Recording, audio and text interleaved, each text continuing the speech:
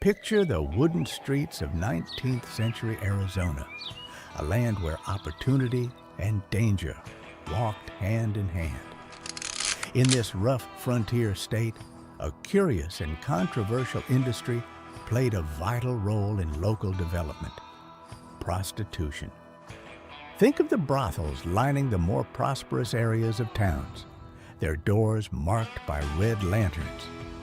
These establishments weren't just places of a secret meeting. They were licensed, taxed, and subject to fines. In an era where cash was king, the money generated from these brothels flowed straight into the local economy, funding public projects and fueling the growth of these growing communities. But life in these brothels was far from glamorous. Despite its legality, sex workers faced harsh prejudice and discrimination. They lived on the fringes of society, their lives marked by the stigmas of their trade. A lot of them were pushed to the edges, and their stories show how complicated society was at the time. However, the influence of prostitution on Arizona's development cannot be understated. The income from this industry was a significant contributor to the economic health of many towns. Public projects, infrastructure, and even law enforcement benefited from the taxes and fines collected from brothels. Imagine the determined women who, despite societal disapproval, managed to achieve financial independence and success.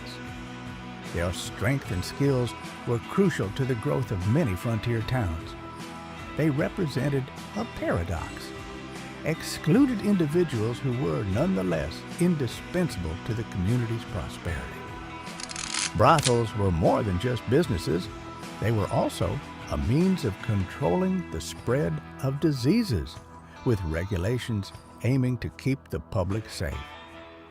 This dual role of engines of the economy and health measure highlights the complicated mix of right and wrong, economy, and social order in the Wild West. But that was not all. We're in Midland, Texas, 1894. The sky darkens with a strange yellow color. The sun's light spreads out into a strange muted glow. Winds begin to howl, picking up speed, and a wall of sand approaches on the horizon, growing ever larger. The people in town brace themselves for what they know is coming: a sandstorm or duster of epic proportions. The sandstorm of 1894 swept through Midland like an angry spirit, leaving nothing untouched. Farmland, the lifeblood of the community, was buried under layers of sand.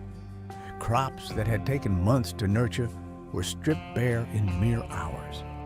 The air was thick with dust, making it difficult to breathe, see, or even think clearly. Houses were covered up, streets vanished, and the daily rhythm of life was brought to a halt. Think of it as Mother Nature's way of reminding everyone just how powerful she can be. The sound of the sandstorm was terrible, and for the hours it raged, Midland felt as if it had been transported to another world, one where sand ruled. Sandstorms were no strangers to the settlers of the Wild West, but each one brought with it a new challenge. Farmers whose livelihoods depended on changeable Texan soil were especially hard hit. The 1894 storm was a turning point, forcing them to rethink their agricultural practices. They began to adopt new techniques like crop rotation and the planting of windbreaks to protect the precious topsoil from being taken away by another duster. But it wasn't just about changing how they farmed. It was also about changing how they lived. People started reinforcing their homes, sealing windows and doors as best they could to keep the relentless dust away. Communities made systems to share resources and support each other during these hard times, illustrating the resilience and creative thinking that defined the frontier spirit. As the storm finally subsided, Midland emerged battered but not broken. The cleanup was immense and the recovery slow, but there was a sense of unity and shared purpose that swept through town. Families who had lost everything found comfort in the support of their neighbors. The 1894 sandstorm was a reminder of the unpredictable and dangerous forces that frontiers faced daily, but it also highlighted their incredible endurance and capacity for adaptation. The photograph of the 1894 sandstorm is still a strong proof of nature's might and the resilience of those who lived through it. It captures a moment when the world seemed to be falling apart, yet people stood together, determined to rebuild and move forward. These storms, as devastating as they were, often brought communities closer, encouraging people to work together and help each other. That was essential for survival in the harsh conditions of the Wild West. But the dust storm was nothing compared to the wild spirit of survival and exploration that defined the American West. Imagine the American West in the early 1800s, a land of untouched beauty, spread out mountains, and dense forests. Into this huge unknown wilderness lived the mountain men, a breed of hunters and explorers known for their extraordinary survival skills. These rough individuals, often alone for months, traveled through dangerous areas using only their skills and tools they made from things they found in nature.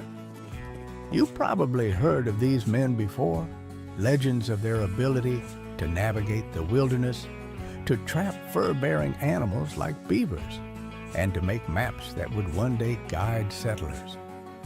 Their lives were a blend of being alone and danger, where every day was a test of endurance and adaptability. Think of these mountain men as the pioneers of their time, the ones who paved the way for the westward expansion. Their knowledge of the land was unparalleled, and their ability to live off what the wilderness provided was nothing short of remarkable.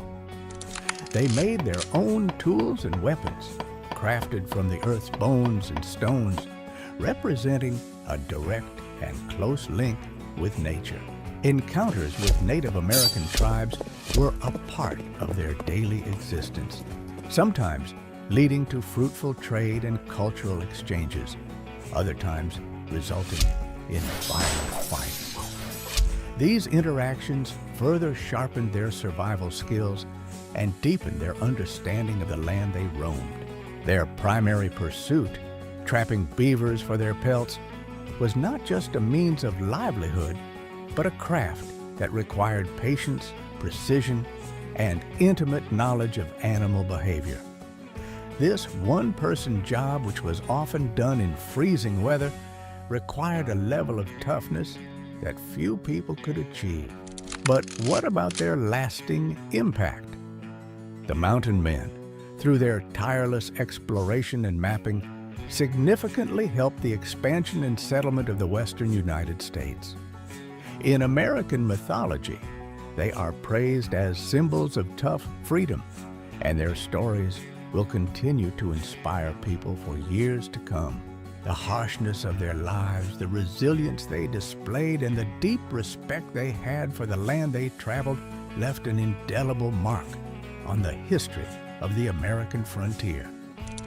Their legacy is not just one of survival, but of the spirit of adventure and the strong desire to find out more about the world. If you thought these images were shocking, then don't forget to like and subscribe, because we have way more shocking images in our camera roll. See you in the next one.